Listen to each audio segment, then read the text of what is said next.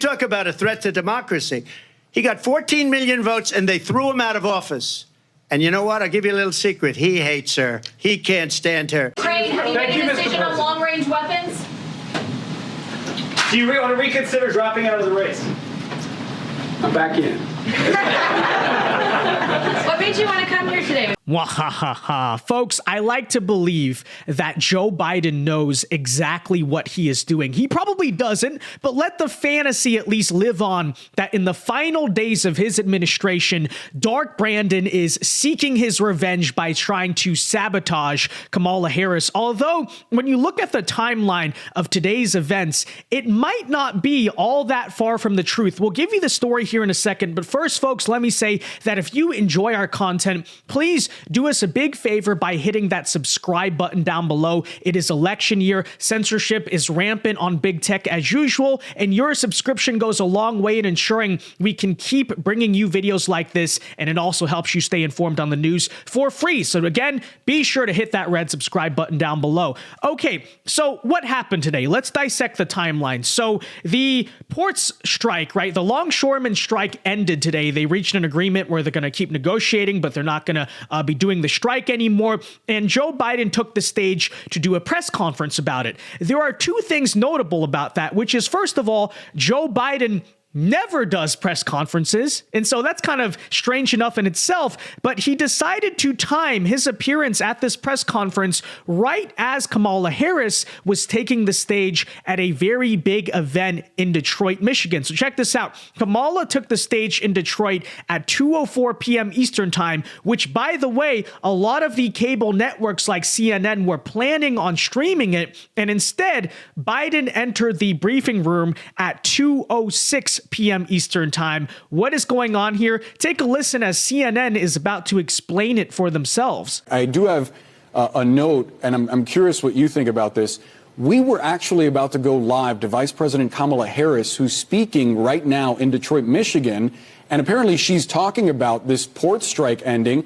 She's trying to appeal to union workers, and yet you have the President of the United States come out clearly overshadowing her, answering significant questions. Is that a communications mistake? Is the left hand not talking to the right hand in this situation?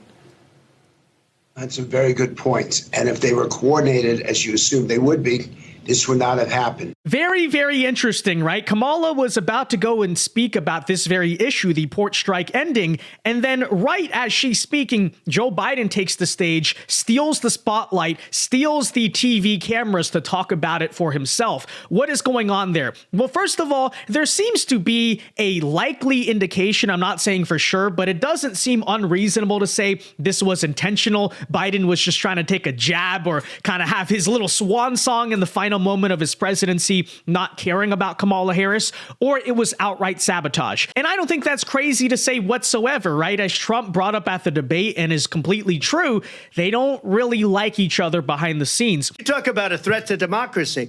He got 14 million votes and they threw him out of office. And you know what? I'll give you a little secret. He hates her. He can't stand her. But even then, if we're going to play devil's advocate here and say it wasn't an intentional thing, it was just a miscommunication, okay, but that still would suggest that the Biden camp and the Kamala camp are not in active communication, which in itself is just as bad, I think, because why are they not talking to each other? Because you would think at the very least, if Biden and Kamala were not talking, if there was no conflict here, if there was no internal civil war here, at the very least, Biden's team would say to Kamala's team, hey, here's what we're planning on doing. Let's kind of coordinate around each other. We can both do this at different times. But instead, they actively interrupted each other. Yeah, I think something is certainly weird there. Whether you want to say it was intentional or not, the very fact that they are not communicating is also very, very suspicious. And in a second, we will show you something that Biden said at this very press conference that further suggests he may be intentionally trying to sabotage Kamala Harris. But first, before we get into that, a quick word from today's video sponsors over at Ground News. You hear me complain a lot about how today's media fails to represent the views of most Americans, especially if you are on the right wing or support Trump. So I've partnered with Ground News to show you an an easy way to get past all the bias and approach current events from a more balanced perspective. Ground News is an app and website that gathers news from both left and right-wing sources on the same exact topic, so that way you can form your own opinion based on every perspective. They even take it a step further with their blind spot feed that exposes the selective reporting of the mainstream media. It surfaces important stories barely getting attention, like this one on how Elon Musk is sending Starlink terminals to aid the disaster zone in North Carolina, which Ground News found only 13% of the reporting on came from left-wing sources. You would think that would be a pretty big story, but apparently not to the MSM. Or this one on how working-class voters are helping to shift Philadelphia, Pennsylvania to the right in favor of Donald Trump, which Ground News also found left-wing sources only comprised of 13% of the coverage on this news story. There's a reason they don't want to talk about these things, because with it being an election year, I really think news like this can help change the trajectory of elections and even of the country, but only if you are aware of them in the first place, and that's why I trust Ground News to help out with that. So, to stay fully informed on news that can easily become sensationalized or outright ignored by the mainstream media, like the 2024 election, visit ground.news/VinceDao or scan the QR code on my screen. My viewers save 40% on the same Vantage plan that I use for unlimited access to all of their features. Not only would you be supporting my work, you'd also be supporting an independent platform that respects conservative views. All right, thank you very much to Ground News for sponsoring this video. Now, with that said, take a listen to what Joe Biden said at this press conference, because once again, it's not good news for Kamala. There have obviously been a number of crises that the country has been facing over the past several days, with the hurricane, with the port strike, with the situation in the Middle East. Can you talk about how your vice president, who is running for the presidency, has worked on these crises and what role she has played over the past several days? Well, I'm in constant contact with her. She's aware we're singing from the same song sheet. She helped pass all the laws that are being employed now. She was a major player in everything we've done, including passage of legislation which we were told we could never pass. And so she's been, and her staff is interlocked with mine in terms of all the things we're doing. Okay, so a couple things that you notice here. First of all, Biden claims that Kamala and him talk all the time and their staffs and teams are in constant communication. Okay, if that is true, then how did you allow this to happen? How did you screw up the timing? Yeah, it's not true, right? I don't think it's very true.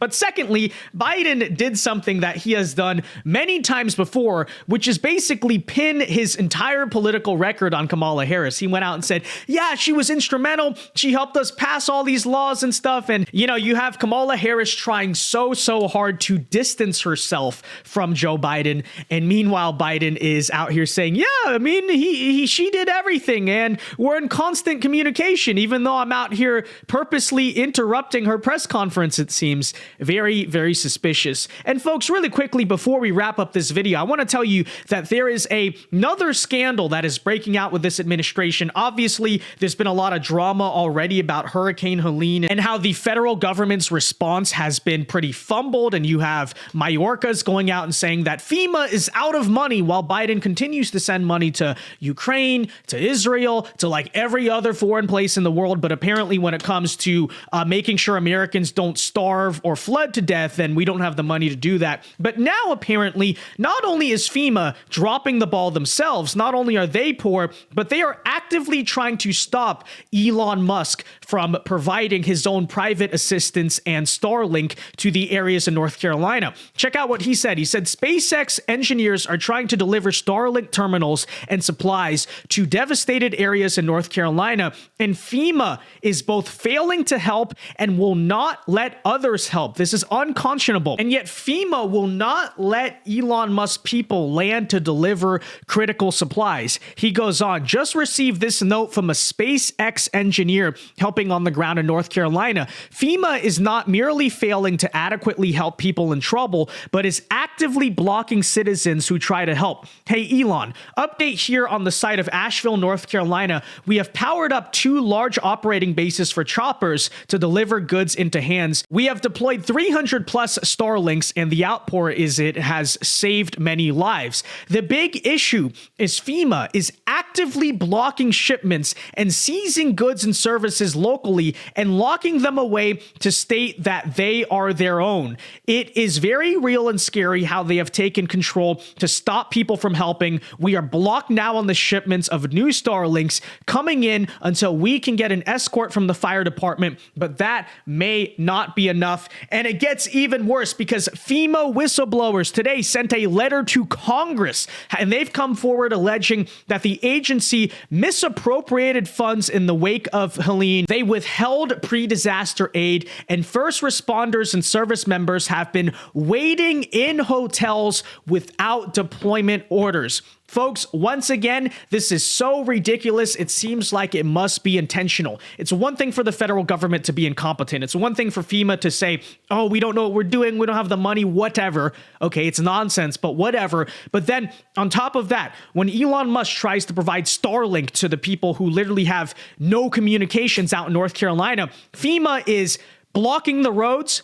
They're saying you cannot deliver. They're seizing the goods. They're just holding them away. What is going on there? And now you have whistleblowers from their own agency saying they're withholding funds, they're misappropriating them, and even the people who have been deployed here to help are just waiting in hotels because FEMA is not telling them to do anything. This is a ridiculous scandal. It is on Katrina levels, but yet, the press is going out defending Biden and Harris saying, oh, they're doing everything they can to help. Trump is just lying about this. He just made up that thing about Brian Kemp. Yeah, clearly not here. And perhaps a big reason why is because the affected areas, specifically in North Carolina, tend to lean majority Republican. And you're watching very likely here, right? Voter suppression happening in real time. But at the same time, I really hope that it does ultimately backfire here because the people of North Carolina will also be equally very pissed off, which might accelerate them to want to vote even more. But just felt like I would bring that up in closing because this is being heavily ignored. This is, again, worse than Katrina. I think this is a bigger scandal than Bush and the local government in Louisiana with Katrina because this is intentional sabotage. Like they're doing this on purpose on an election year. It's just absolutely insane. But with that said, let me know your thoughts on all of this in the comment section down below. What do you think of Biden throwing Kamala under the bus with the press conference? What do you think of this FEMA scandal that I just felt the need to bring light to? And until next time, be sure to leave a like on this video, subscribe if you are new, check out our sponsors at Ground News. God bless and peace.